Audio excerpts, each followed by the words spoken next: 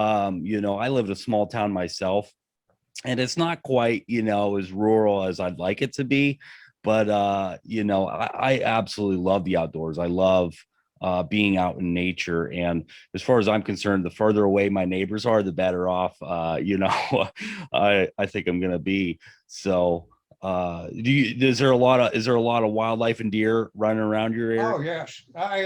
Like I said, my cabin is on the river, two cabins on the river, and right up above me, well, 100 feet above me, it levels out into high pasture land, probably 3,000 acres. So I deer hunt all over the place, and I harvest what I shoot. I eat deer in them mainly, and yeah, hunting is excellent down there. I actually went up a ravine just to the east of my house the other day and literally found a dinosaur skeleton head. No I've way. got it sitting right here in the office. You want to see it? I do. I totally want Hey, to see it. Heck hang yeah. on.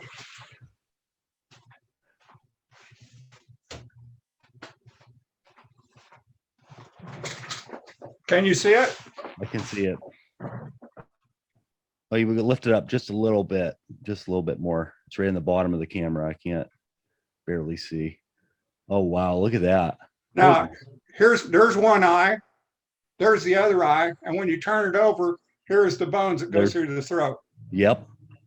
Wow. Is that not something? This thing weighs about 40 pounds. Holy smokes. What is Yeah. that? Is that like it looks kind of like it almost like an alligator's skull. I would put it either an alligator or a very large snake, a reptile of some kind, probably 50,000 years old. But I found that just when I was out walking the ravine. I was actually doing some videos for poetry that I was doing, and it was laying on the ground in the rocks. No kidding. No kidding. Most people probably see that and just think it's a regular old rock or something and not really realize that's fascinating.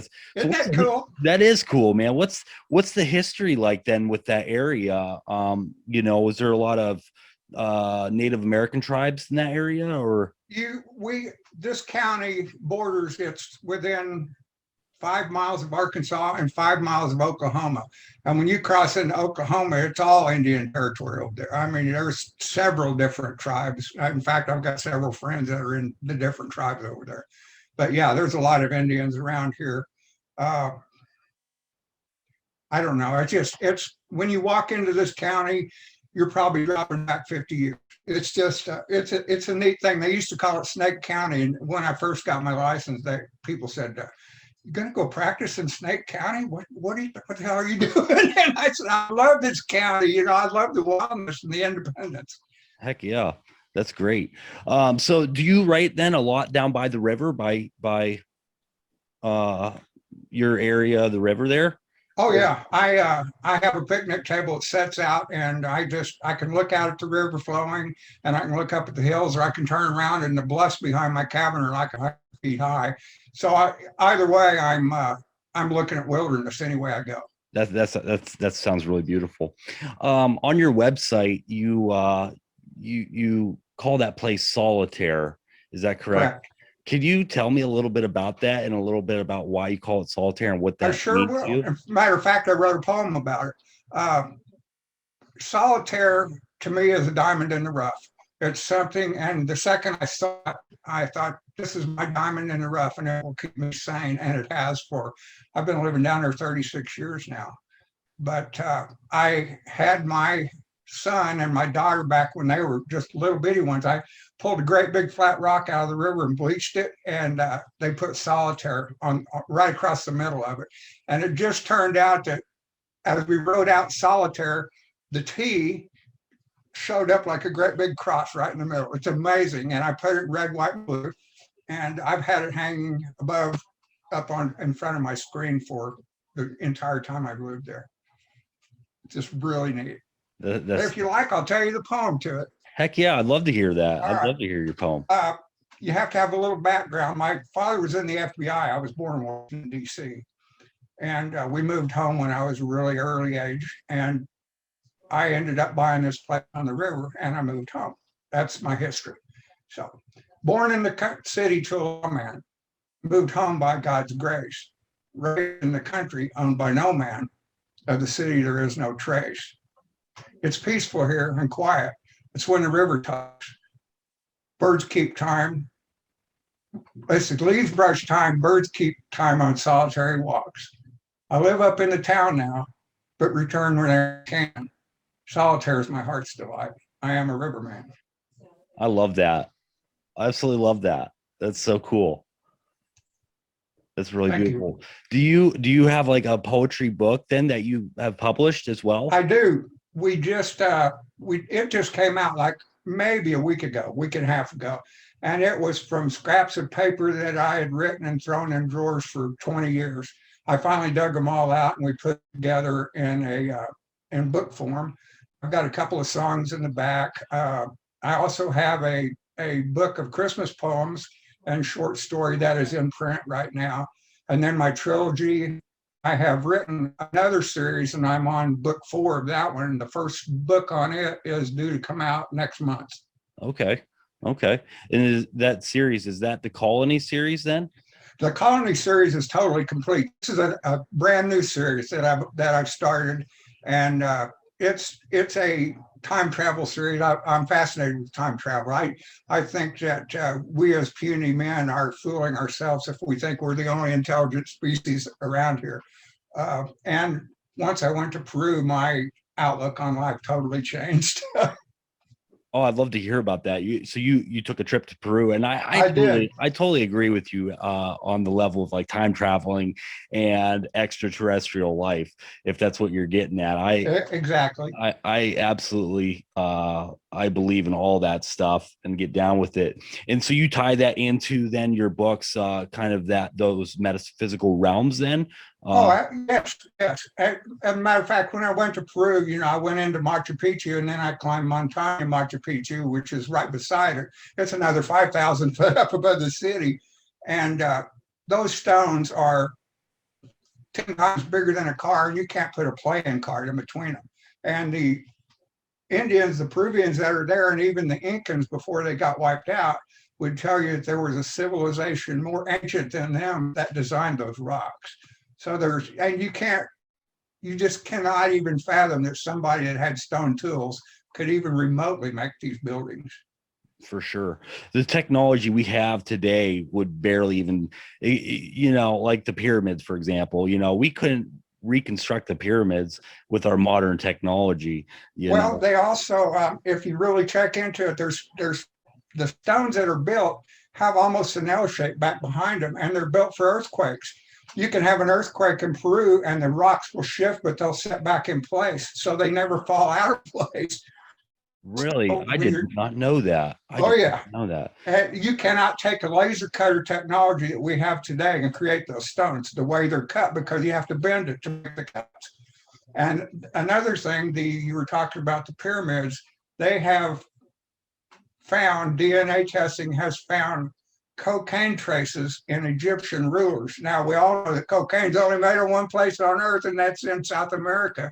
So those Egyptians were getting cocaine from somewhere, and the same kind of technology that built the pyramids built those ruins in Peru.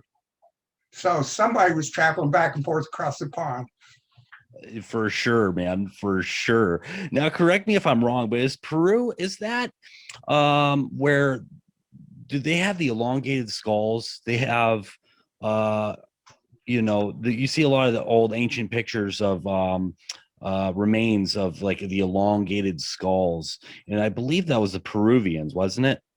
I don't know about that. I would be lying if I said I had any knowledge of that because I don't. But Yeah, yeah.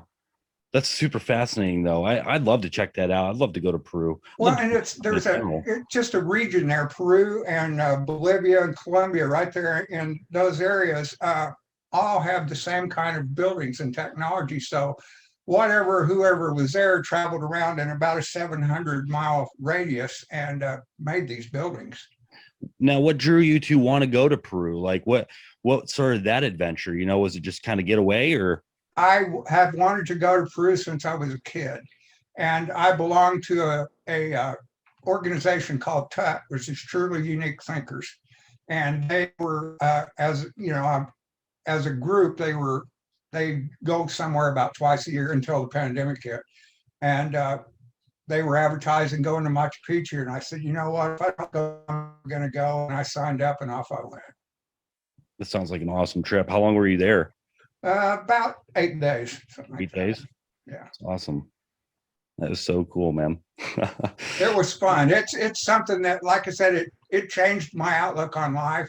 I never look at anything the same way anymore because it was a spiritual thing, and it was wonderful. It was, I'll never quit thinking or talking about it. That sounds wonderful. I definitely believe there's like so much more going on than we even could possibly know about, especially when it comes to terms like with our history. I feel like a lot of our history, we're not being told the whole story, and like you said, with the rocks and the technology that it must have taken to build some of these structures from back then, it just blows my mind. I don't think we're getting the whole story. There's I can't think of the term, but there's a term that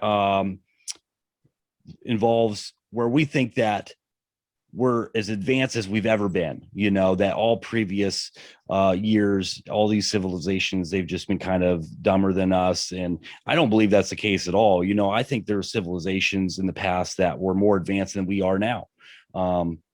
And for whatever I absolutely do. In fact, my son was telling me they were drilling in Texas.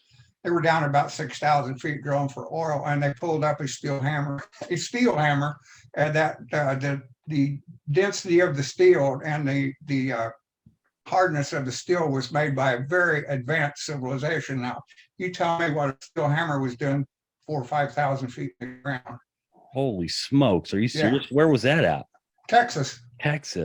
Yeah. Wow. And, you're talking about, a lot of the stuff that we're not being told about doesn't jive with our religious beliefs, the big boys' religious beliefs, and or our political spectrum. So they try to change history to fit their current needs. Unfortunately, that's not true history. And it's a shame to watch true history kind of take a back seat to what somebody believes that we all ought to know. For sure. Now, where do you kind of stand with all that? Like, do you think that, the truth is going to be coming out of our true history, or is it going to continue to be kind of just misconstrued and covered up, Well, we look back at past civilizations, Rome, Greece, Mesopotamia, places like that. And I think they all tried to control what history the general population heard.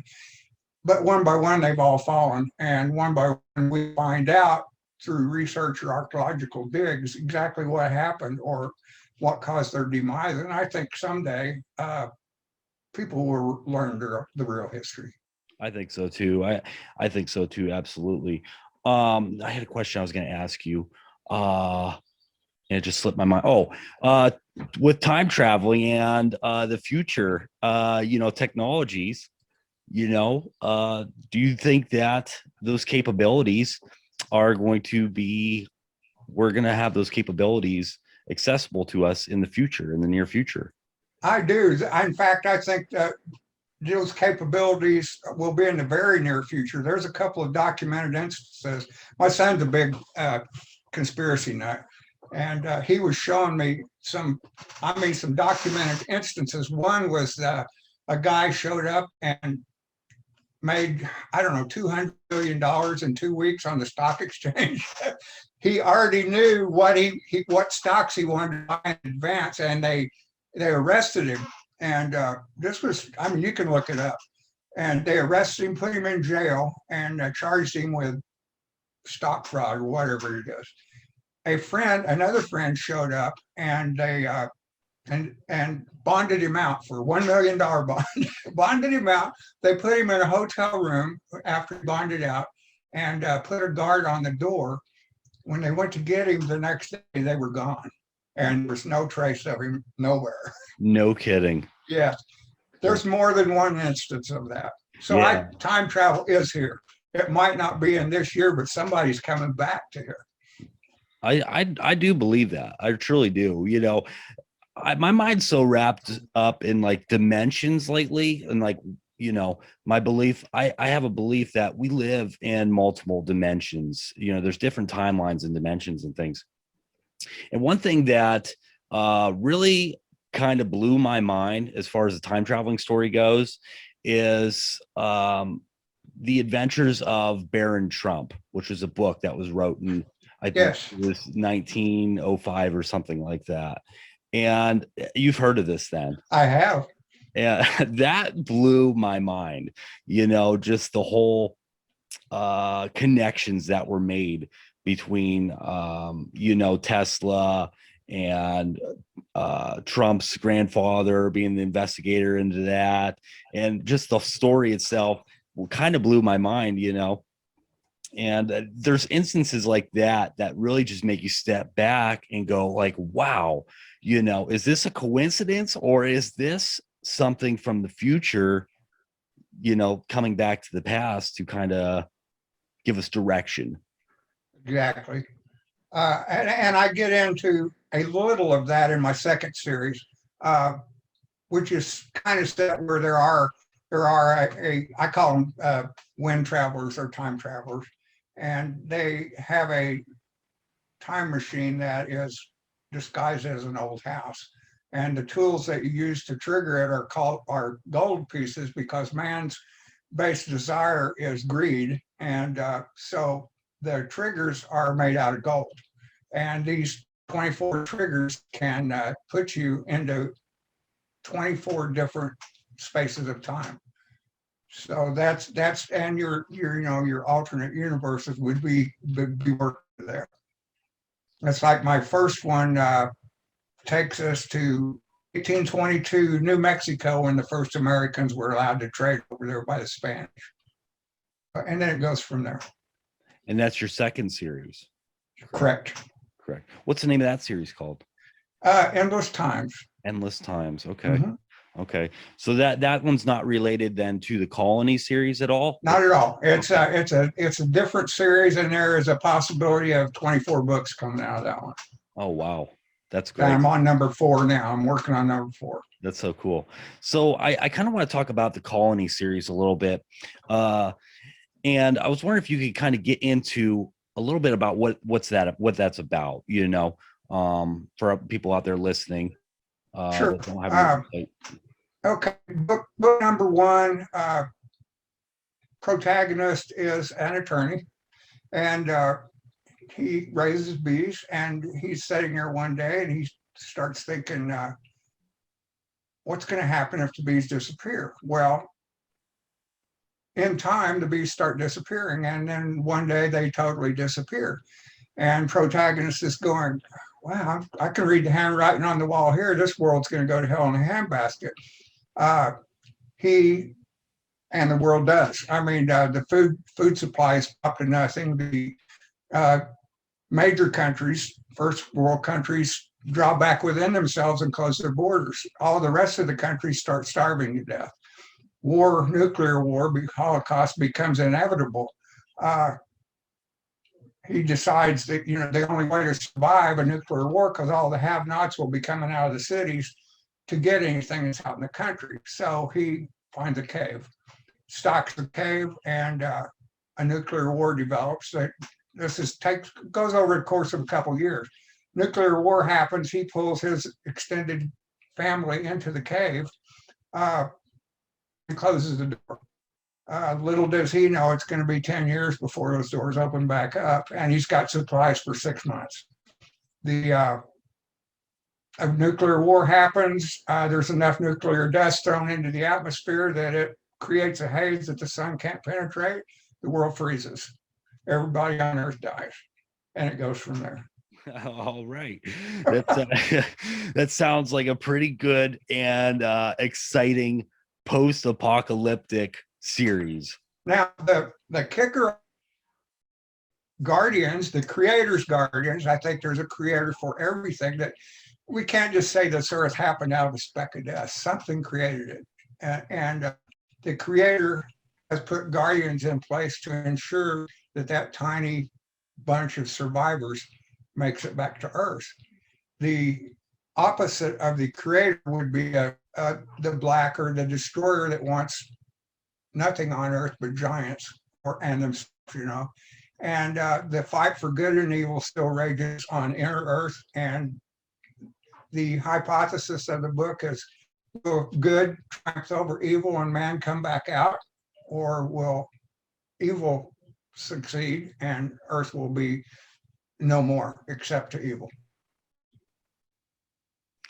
Do you when you were writing these, were these kind of visions of kind of like what you think may happen in the future, or is this just strictly I researched what would happen if we had an all-out nuclear war. Less than 1% of Earth would be hit by nuclear bombs, but Earth would be devastated because the coal mines would go up, the oil fields would go up. It'd throw enough nuclear ash into the stratosphere to totally blanket the Earth, and it would take 10 years for that to fall out of the stratosphere and Earth to regain being green again. So, I put a lot of research into this. Mm-hmm. And then, I allowed myself, I believe in creativity. And I thought, I don't think that God, or however you perceive your creator to be, is going to let mankind die. I don't either. And I went from there into book 2, which throws us back into history to where the creator's first people were. And they were an ocean people. We all know that if you believe in the Bible, that the first Earth was drowned. These were water people, and it goes into what happens when the Earth drowned. The protagonist goes back in time in the second book to meet his own great-grandfather 60 times removed, and to figure out what happened and how the Earth survived then. And then he comes back forward in time to be able to help the Guardians against the darkness and find out if Earth is going to survive or if darkness will take over for good. That sounds like such an exciting. I am excited to start that series. I hope you do. I am super excited to start that series, and I'm going to get in contact with you after the show about getting a signed copy from you.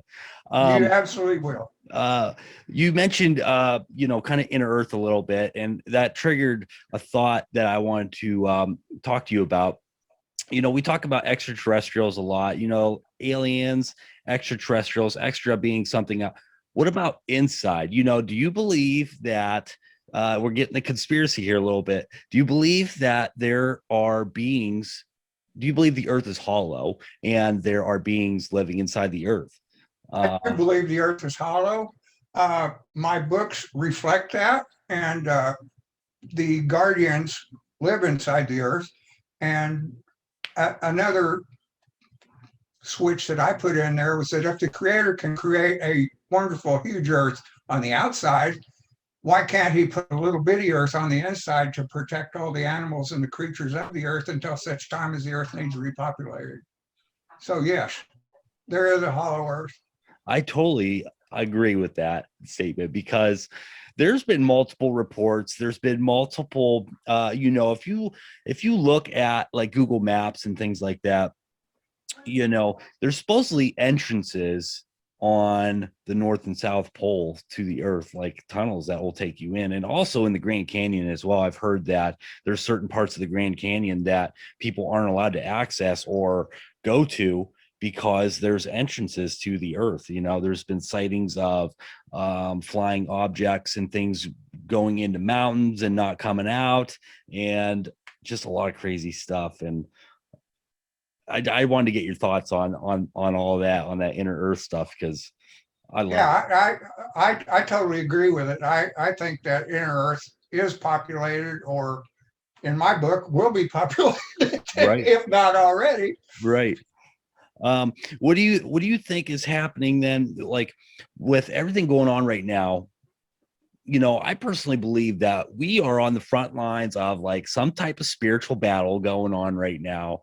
And it's a fight between good and evil, truth and lies. There's a lot of, there's a lot of lies out there, a lot of what's the word I'm looking for? I'm really struggling this morning trying to find words.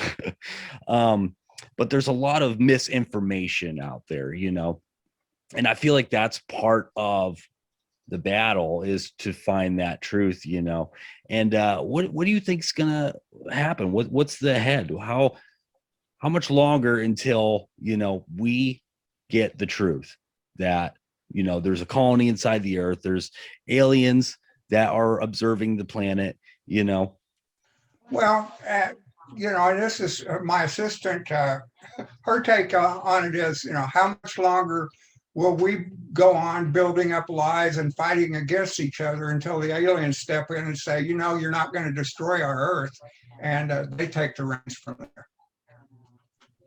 Well, maybe it'll be this month, because supposedly Pentagon's supposed to be releasing some documents or whatever on. That would be interesting. I have a daughter-in-law that lives in Virginia Beach, and they work in Washington D.C.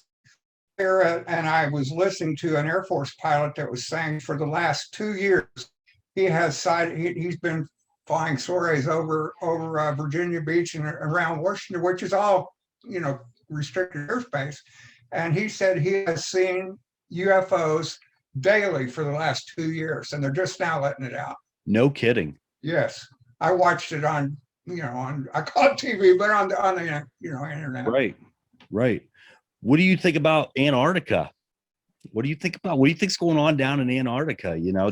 There's a lot of there's a lot of stuff that seems to be going on down there, and my personal belief is Atlantis. But what are your thoughts on Antarctica? And wow. Well, I believe that this world is controlled by electromagnetic forces, and where's the electromagnetism the strongest? North and South poles. So where would be the place to have the most powerful machines on Earth? The North and South poles. So let your imagination run from there. Yeah, I've never thought of it like that before, to be honest with you. That's really fascinating. I think there's definitely like something under the ice in Antarctica that they don't want us to quite know about. And I think that the Earth is, global warming is an issue as far as pollution goes, but I think there's also some natural, the Earth is kind of returning to a natural state in some sense. And with the melting of the ice caps, I feel like things are going to be revealed, and things are being revealed. And I don't know, I feel like it's a matter of time before whatever's hiding under the ice in Antarctica, they're not going to be able to hide for much longer. Well, and that plays against what the scientists and the politicians don't want us to know. All of a sudden, reality is poking its head out of the ice, and they're going, "Oh shit, what do we do now?" And they're trying to hide it from us, when one of these days they're not going to be able to hide much anymore. Same with the UFOs. For 2 years, they knew that the UFOs were flying around, and all of a sudden, now that there's so much coming out, they can't hide it. Now it's going to the Pentagon, and they're going to release papers. There's too much coming up. Now, is there any concern on your part that some of the UFOs and the Pentagon statements that are going to be released are actually, I don't want to say manufactured, but that are aircraft that are going to be used for an agenda purposes? You mean that we have created, or man has created? That man has created and will be used for agenda purposes to push an agenda. All I can speak of on that is what I have read, and the people that have seen these craft, the jet fighters, have said that these craft can go from an almost stationary position and take a 90-degree turn, or go straight up or straight down, and hit about 10 Gs from the get-go. Mm-hmm. It's impossible with the technology we have. I mean, if we've got it and they've protected it that long, the Pentagon or whoever is doing really well. Right. I'm on the side that it's extraterrestrials involvement, because I've seen lights myself. I've seen some pretty bizarre things in the nighttime sky that just makes my jaw just drop. I've seen the lights that make 90-degree angles and just go zigzag like this. It's not an airplane, it's not a Yeah, satellite. you can't. We don't have a craft that can we do don't that. yeah we don't have a craft that'll do that, and if we did, why would it be doing it in the first place? Because when it happens, it seems to happen, it's almost like these beings, these extraterrestrial beings, can see our aura. They can kind of read our minds in a little bit. If we're thinking and looking for an answer for something, they'll respond by doing something, and giving us kind of a sign in that way. And that's at least what I've noticed. It'll always be right around a conversation. I'll go stargazing or UFO hunting with a friend, and we'll be talking about something, and look up, and there it'll be instantly out of nowhere, light coming across the sky doing something bizarre and crazy. That's how it seems to respond. It seems to respond to what we're thinking about or focusing on, to kind of give an answer. But yeah, I totally agree with you on that. It's it's quite fascinating. So Well, time will tell. yeah, Sooner than later, I'm quite sure. I am in the same boat as you with that. I couldn't agree more. So for the listeners out there that are interested and want to find your books, they want to jump into these series, or possibly even get your poem book, where can they find you at? Where can they contact you at? WalterStephenGeeding.com will bring you up to my website, and the three volumes of the trilogy Colony are on there. My full volume of poetry called Pictures of Life is on there, and my Christmas volume, I forget what I call it. It's Christmas volume. But anyway, and then like I say, my newest volume of my new series, Endless Time, will be coming out in the next 30 days. But WalterStephen.com will bring you right up. And I put weekly blogs on there. So, and every weekly blog that I put on there, I add a poem to it. So I've had a blast doing that. All right. Excellent. Excellent, man. All right. Well, thank you so much for coming on the show today. We'll wrap this up here today. And it was a lot of fun, man. I really Well, enjoyed. I hope you enjoy reading the books. I will. I absolutely will, man. And I'd love to have you on the show again sometime, and talk a little bit more about I'd love to. So, Give me a holler, we'll holler at you, and we'll get together. all right. Sounds good. Thank you so much.